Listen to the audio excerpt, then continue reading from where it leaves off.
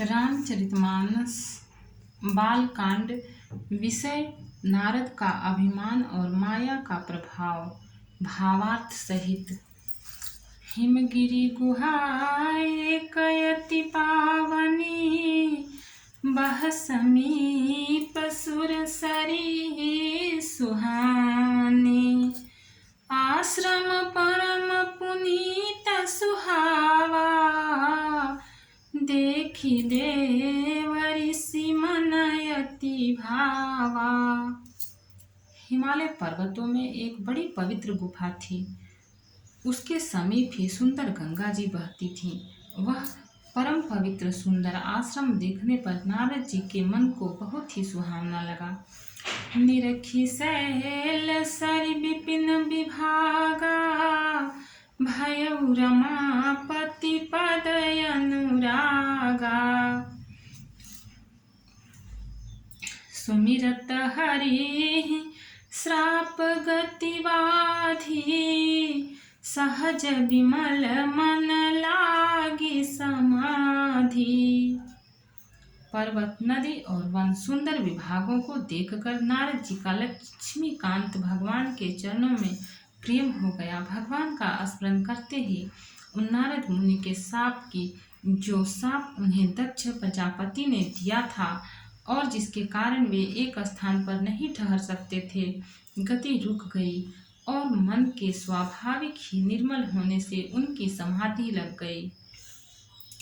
मुनि गति देखि सुरेश डेराना, काम ही बोल किन्ह सनमाना। सहित सहाय जाहु मम हेतु, चलऊ हरषि जलचर केतु। नारद मुनि की यह तपोमयी स्थिति देखकर देवराज इंद्र डर गया। उसने कामदेव को बुलाकर उसका आदर सत्कार किया और कहा कि मेरे हित के लिए तुम अपने सहायकों सहित नारद की समाधि भंग करने को जाओ। यह सुनकर मीन ध्वज कामदेव मन में प्रसन्न होकर चला। सुना सिर मन महुअसि त्रासा, चहत देव ऋषि मम पुरवासा। जे कामी लोलुप जग माही, कुटिल का कैव सब ही डेराही। इंद्र के मन में यह डर हुआ कि देव ऋषि नारद मेरी पूरी अमरावती का निवास राज्य चाहते हैं। जगत में जो कामे और लोभी होते हैं वे कुटिल कौवे की तरह सबसे डरते हैं। दोहा। सुख हाड़ लय भाग सठ, स्वान निरखी मृगराज। छीन ले जन जान जड़ा, तिमि सुरपति हीन लाज। जैसे मूर्ख कुत्ता सिंह को देखकर सूखी हड्डी लेकर भागे और वह मूर्ख यह समझे कि कहीं उस हड्डी को सिंह छीन न ले, वैसे ही इंद्र को नारद जी मेरा राज छीन लेंगे ऐसा सोचते लाज नहीं आई। तेहि आश्रम ही मदन जब गयऊ, निज माया बसंत निर्मयऊ। कुसुमित विविध बिटप बहुरंगा, गूंजहि कोकिल गूंजहि भृंगा। जब कामदेव उस आश्रम में गया तब उसने अपनी माया से वहां वसंत ऋतु को उत्पन्न किया। तरह तरह के वृक्षों पर रंग बिरंगे फूल खिल गए, उन पर कोयले कूकने लगे और भंवरे गुंजार करने लगे। चली सुहावनी त्रिविध बयारी, काम कृशानु बढ़ावनी हारी।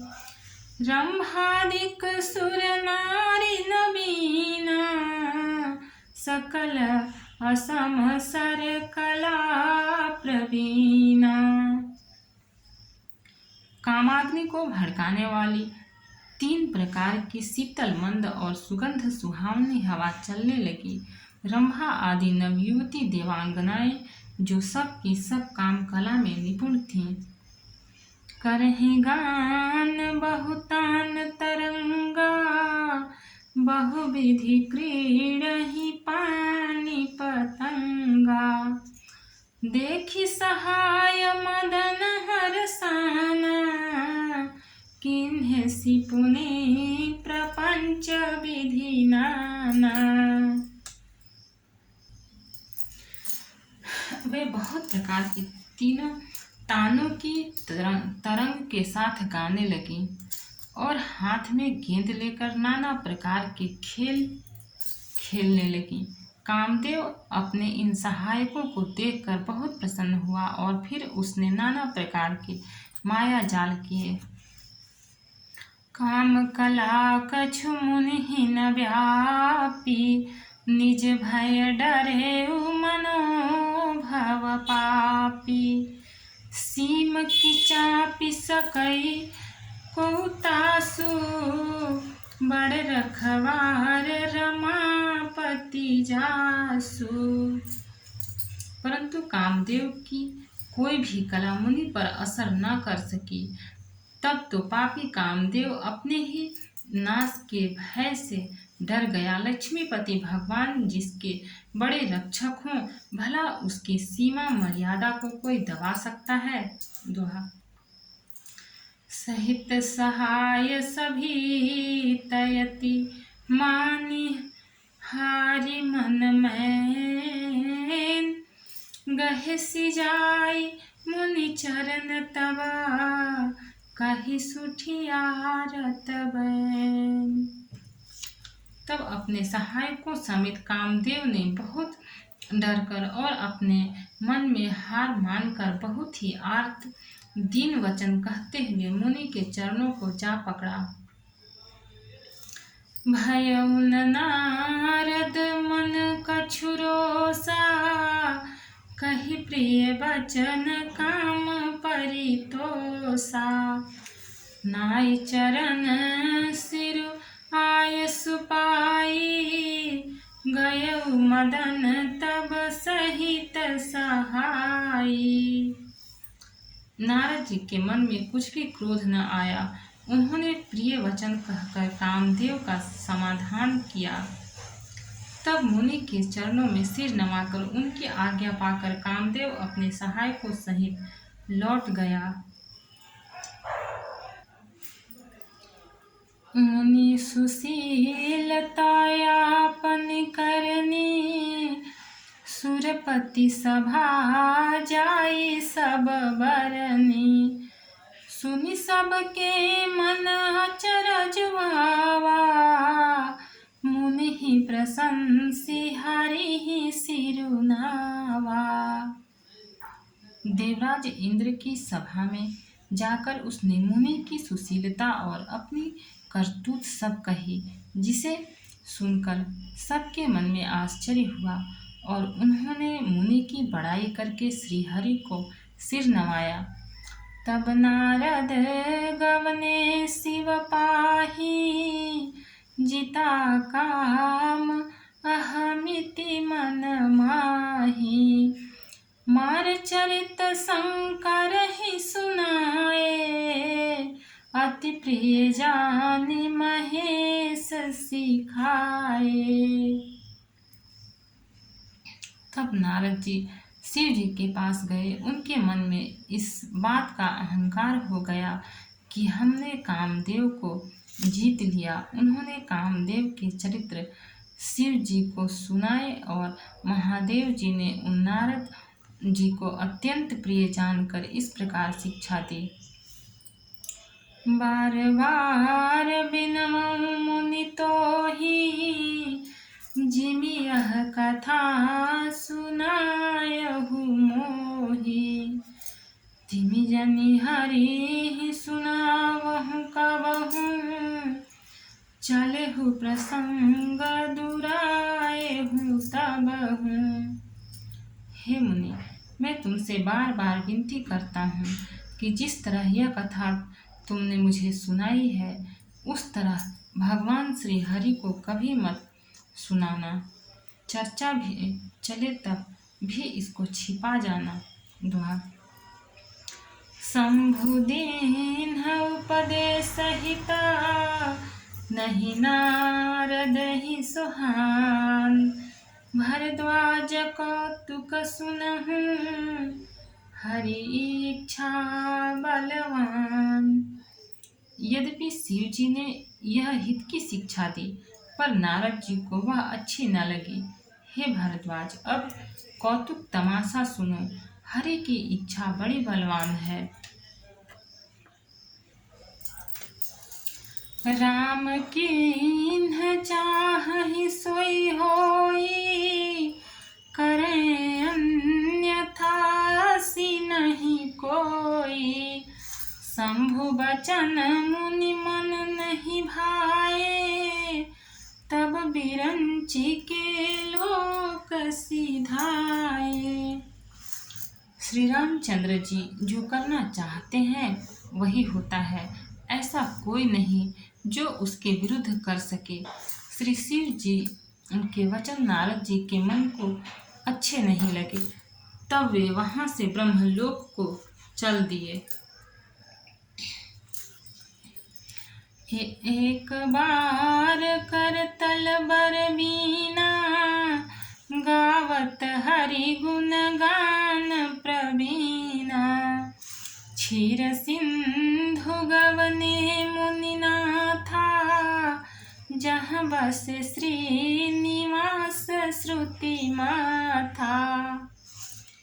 एक बार गान विद्या में निपुण मुनिनाथ नारद जी हाथ में सुंदर वीणा लिए हरि गुण गाते हुए क्षीर सागर को गए, जहाँ वेदों के मस्तक स्वरूप मूर्तिमान वेदांत तत्व लक्ष्मी निवास भगवान नारायण रहते हैं।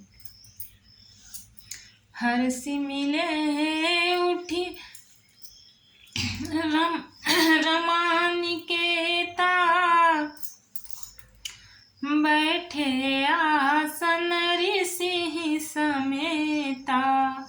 बोले बिहसी चराचर राया, बहुते दिनन किन्ह मुनि दाया।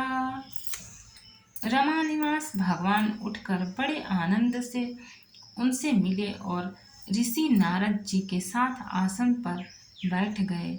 चराचर के स्वामी भगवान हंसकर बोले, हे मुनि, आज आपने बहुत दिनों पर दया की। कामचरित नारद सब भासे, यद्यपि प्रथम बरजी शिव राखे। अति प्रचंड रघुपति कै माया, जेहि न मोह अस को जग जाया। यद्यपि शिव जी ने उन्हें पहले ही बरज रखा था, तो भी नारद जी ने कामदेव का सारा चरित्र भगवान को कह सुनाया। श्री रघुनाथ जी की माया बड़ी ही प्रबल है। जगत में ऐसा कौन जन्मा है जिसे वह मोहित न कर दे। दोहा। रूख बदन करि बचन मृदु, बोले श्री भगवान। तुम्हारे सुमिरन ते मिटहि, मोह मार मदमान। भगवान रूखा मुँह करके कोमल वचन बोले, हे मुनिराज, आपका स्मरण करने से दूसरों के मोह, काम, मद और अभिमान मिट जाते हैं। फिर आपके लिए तो कहना ही क्या है। सुन मुनि मोह होई मन ताके, ज्ञान विराग हृदय नहीं जाके। ब्रह्मचर्य व्रत रत मति धीरा, तुम्हि की करई मनोभव पीरा। हे मुनि सुनिए, मोह तो उसके मन में होता है जिसके हृदय में ज्ञान वैराग्य नहीं है। आप तो ब्रह्मचर्य व्रत में तत्पर और बड़े धीर बुद्धि हैं। भला कहीं आपको भी कामदेव सता सकता है। नारद कहे उस सहित अभिमाना, कृपा तुम्हारी सकल भगवाना। करुणा निधि मन दीख विचारी, उर अंकुरे उगरब तरु भारी।